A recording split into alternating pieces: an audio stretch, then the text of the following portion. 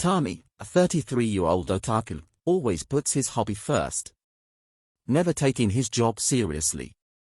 On his way to an anime and manga convention, a giant gate appears in Ginza, Tokyo, when he walks into a pole and has visions of a fantasy world. A dragon flies out of the gate, followed by a legion of soldiers wearing what looks to be Roman armor, and they begin terrorizing the city. One of the soldiers lunges at a police officer. Itami jumps into action, tackling him to the ground and killing him with his own dagger. Despite being dressed in shorts and a t-shirt, he tries to get the police to evacuate the citizens. After a call to their higher-ups, they start following his orders. It turns out Itami is a JSDF, Japan's Special Defense Force, reservist, and was promoted to first lieutenant for his heroic efforts in Ginza.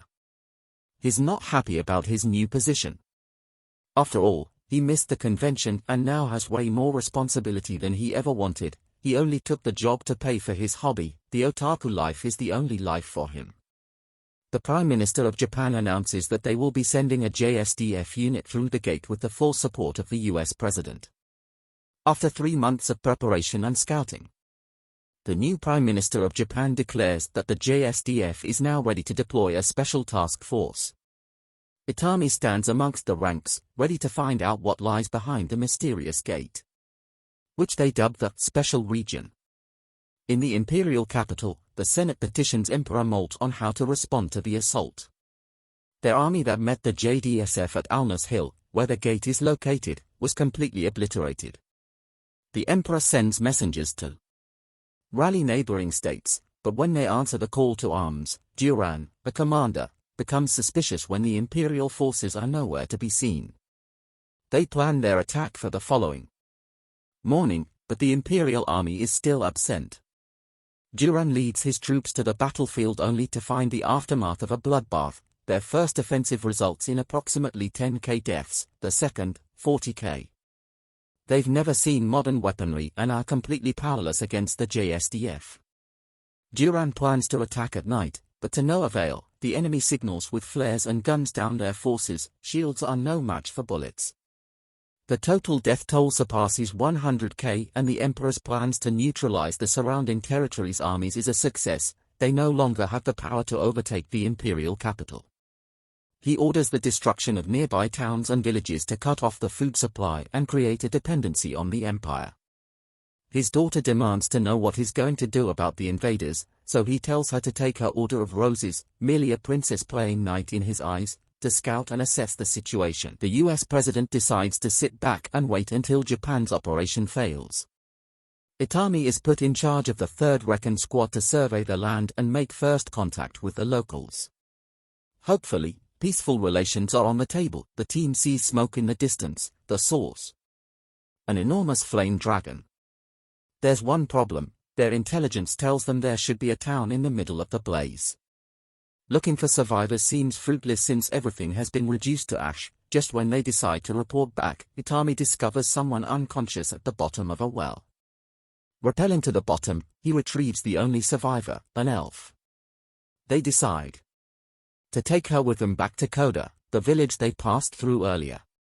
When the townsfolk learn of the dragon attack, they immediately begin packing their belongings and abandon their village, including a young mage, Loli, and her teacher. When she sees the JSDF, she goes to investigate the strange people. She's saved by the JSDF just before a startled horse tramples her. A group of bandits plan to ambush the townspeople as they escape on the road when a girl wielding a giant halberd appears. She mows them down, smiling the whole time, and introduces herself as Rory Mercury, an apostle of the dark god Emra. The 3rd Recon team helps escort the refugees. Itami has to make some concessions to remain true to their peaceful mission, burning a cart with a broken axle blocking the way. Before they can continue their journey, they spot some crows on the horizon. It's Rory Mercury, the goth Lolita that Itami saw in his Vision EP1. The children refer to her as an oracle and rush to meet her. Taking a special interest in Itami, she joins them in their carriage, insisting on sitting on his lap. Before they can continue on their way, the flame dragon they saw raise the village appears, causing the elf to suddenly wake up. Their .50 caliber rounds are useless. The elf notices and motions to her eyes. Itami, confused at first, realizes she wants them to aim at its eyes. They ready an RPG and fire, but it's off its mark. Until Rory springs into action, throwing her halberd at the ground, creating enough of an impact to move the dragon into the RPG's path. It explodes, causing both the dragon and its left arm to depart. The refugees thank the JSDF but can't accept any more of their help and part ways, leaving a few stragglers with them, including the elf, Loli, Rory, and a few of the children. When asked what he'll do, Itami decides to bring them back to Alnas Hill as refugees, wanting to do the humane thing. The elf, Tuka, awakens from a nightmare of her father sacrificing himself to save her as the team returns to base. Pina and members of her Order of Roses, Hamilton, Norma, and Gray, learn about the JSDF while fending off the flame dragon from a local bartender. Itami is chewed out for bringing the refugees back to base without any communication.